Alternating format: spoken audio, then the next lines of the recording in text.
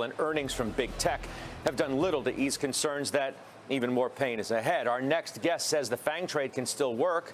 He's Tom Lee. He's Fundstrat's head of research, joins me here at Post 9. And we'll get to that in a second. It was a nice rebound, by the way, in the market, led in part by that area. But what do you make of that call? Top of our show today, Eric Johnston says we're going to get a violent rally. It's all going to happen in May. Can go 8 to 10% higher in the S&P. And it's going to be led probably by tech. I mean, the market is oversold. And the timing makes sense because we've got a market nervous about FOMC and the meetings this week. And in a way, I know you guys have said it, the Band-Aid gets ripped off. So could a relief rally happen, 10%? Yeah, I think it's very possible. And I do think it would be led by tech. So, okay, you make a bullish call on FAANG at a time when some say the whole FAANG acronym's dead. And then you had all these companies report earnings, and most of them reported slowing revenue growth. So how can I not be concerned about what the trajectory for the business looks like? There's slowing because we pulled forward demand from COVID, but we still have Web 3.0, and all these companies are really going to be centered to that. And then we have a labor shortage globally, and the only way to cure shortages of labor is tech spend, and FAANG are really the centerpiece of productivity. So I think that the top line will surprise people for the next few years, and again, above GDP. So in terms of all the let's just say, I know you've been bullish. You admitted the other day that you were wrong. You were too early in that call. But if you do think that stocks are going up, in the rank of where I want to be putting my money right now, where does FAANG rank relative to some of the other areas, be it defensives? Eric was even positive on cyclicals. Yeah. What do you think? I put FAANG at the top of the list because they've number one. Top of the heap. Nearly number one, yes, because they've derated. We, in our note today, folks highlighted that faster growing companies today trade at a discount to slow growing companies. It's a complete inversion of what's logical, and it only happened since November. And I think as that normalizes, that means the FAANG could have the biggest moves. Interesting. And how much do rates have to do with where they go from here, right? That also is why this is a big week. It's not just what the Fed does. In fact, we pretty much know what they're going to do.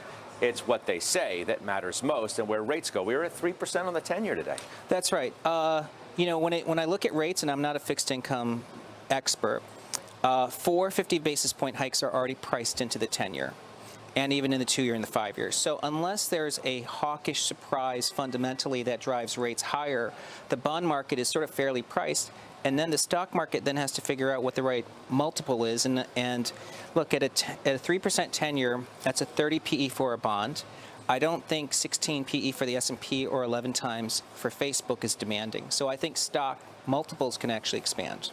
We've said that Milken's going on out in L.A., and Ken Griffin was speaking today, and I mentioned some of his notes from earlier today, talking about how Powell's in such a very, very difficult position, is what he suggested, that we're also at a time that he didn't use the word perilous, and I'm sifting through my notes to find the exact word he used, but nonetheless made the point that you got to go back to the financial crisis to find another period where it was so uncertain in terms of everything that's going on, not only here in the United States, but around the world. We're in perhaps the highest period of uncertainty, is what he said, since the great financial crisis. What do you make of that?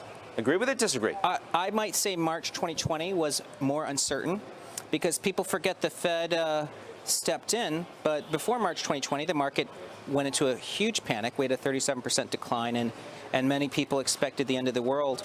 I think if there's any lesson 2022 is that the market is prone to panic and panic quickly. I think people are assuming the Fed is going to break the economy or the markets, but if inflation... Well, history suggests that they are. Yes, right? or inflation can cool, because financial... in a way, rates have moved in a way that have tightened financial conditions. So the markets are doing a lot of the work for the Fed right now.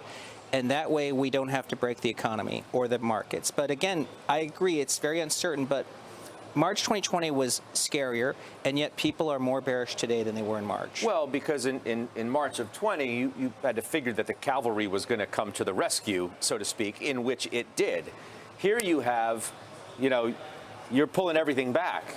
It goes back to the old Sure. argument of, I love people putting themselves into a pretzel trying to tell me all the reasons why it's okay to fight the Fed on the way down, but nobody wants to step in the way on the way up. It's just everything's great, going straight up. And I think there's a bit of some revisionist history because in March 2020, nobody even believed the Fed could turn around a market in a free fall.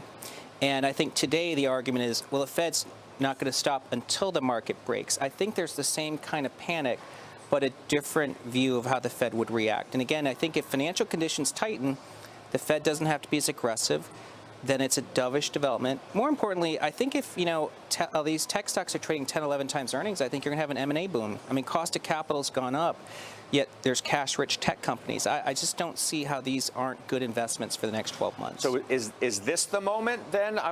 Because we've been discussing this for a couple of weeks now with you and others, do I want to finally now move away from defensive stocks, which have gotten expensive, and then go back to cyclicals, which are obviously more heavily impacted by fears of a slowing economy, or this tech trade, which has been terrible? Well, I mean, I already have like 10 omelets worth of egg on my face, but I would say I can't see how anyone doesn't see great risk reward in owning FAANG right now. And large cap tech, I think, is almost a no-brainer here. Almost a no-brainer. Well, all right, well, we'll see, right? That's the best part, is you come back often. We can have these conversations often. We can see if it happened or not, and you either have more omelet on your suit or not. Yeah, I like eggs. It's Tom Lee of Fundstrat joining us right here at Post 9. Up next, we're breaking